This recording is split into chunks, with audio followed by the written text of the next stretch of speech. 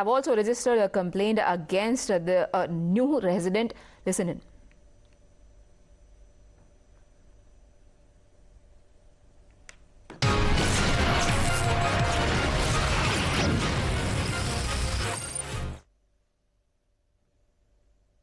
और उस वीडियो को देखकर शिकायत को प्राप्त करने उपरांत उसमें हमारी तरफ से एक मुकदमा दर्ज किया गया है वीडियो में जो बोल रहे हैं उस व्यक्ति के खिलाफ बाय नेम और अन्य के खिलाफ। तो उसमें हम जांच कर रहे हैं। हमारा इसमें सोशल मीडिया मॉनिटरिंग सेल जिले में पूरा एक्टिवली काम कर रहा है।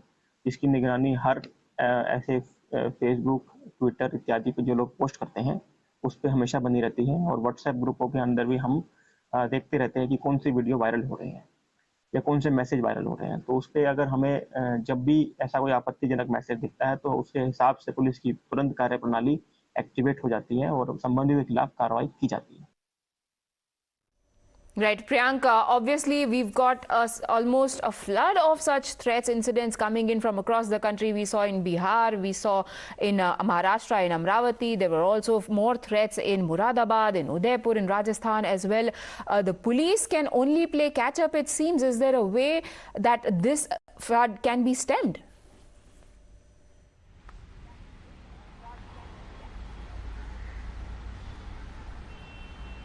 See, certainly, after looking at the series of threats which is being received by several individuals, in fact from Nu and from recently what we saw, that there was a very abusive message which also came out on social media platform from Bareilly.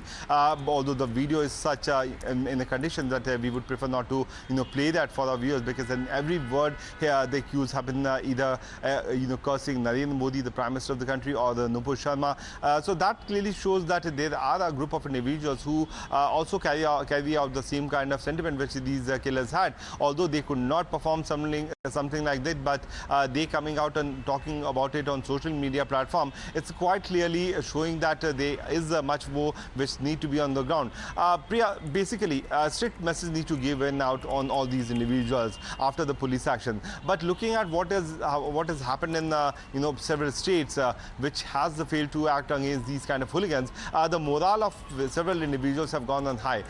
Blame game has already started. The agencies have been working on that how they can propagate this message. But there's the messaging to these kind of individuals is very much important at this stage, for which the agencies need to work very hard. They need to have a very firm control on the local intel units of various states and districts, so that these kind of hooligans and these kind of provocative message giving individuals should be put to the task. Right.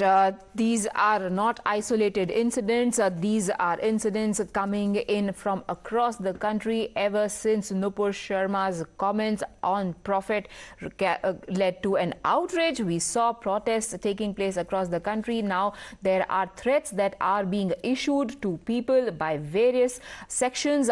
We saw that not only lives, even livelihoods are being threatened, even in Ajmer.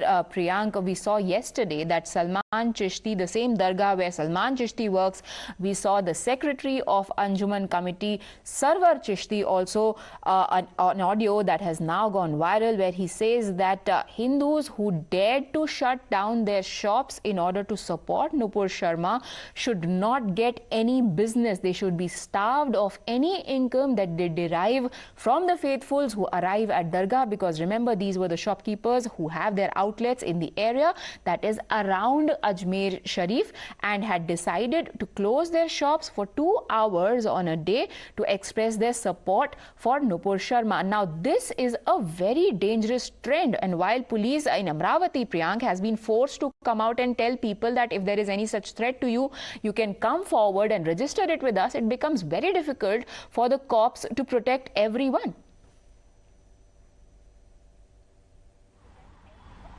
Yes, but what I can also, see through after a series of incidents which is happening in Rajasthan, that there is a sinister plot on targeting those places where there is much of the tourist attraction.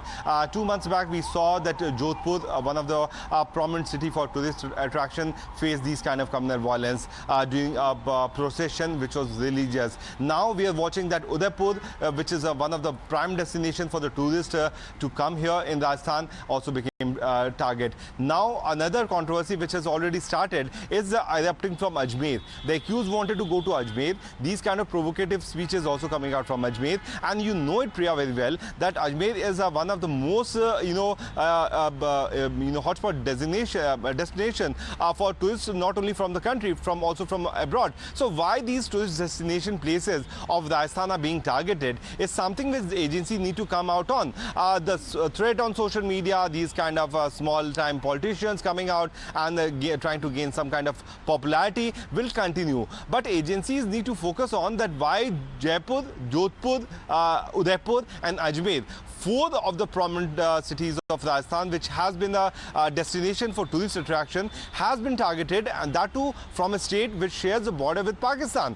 So Pakistani's hand has quite visibly seen. Now threat calls, violence and killing, targeted killing, riots, target on religious procession. All these kind of things are certainly adding more trouble for people who are living in these cities because their sole, the main the source of earning for these districts is from tourist attraction. And since tourist season has already started from this month, the industry is very well getting affected. Right. So there's someone who has planned this kind of web so that the tourists can be scared. Right, and NIFIR, Priyank, in Amravati case also says that the videos that were made by the culprits themselves and circulated were for the sole purpose of instilling fear.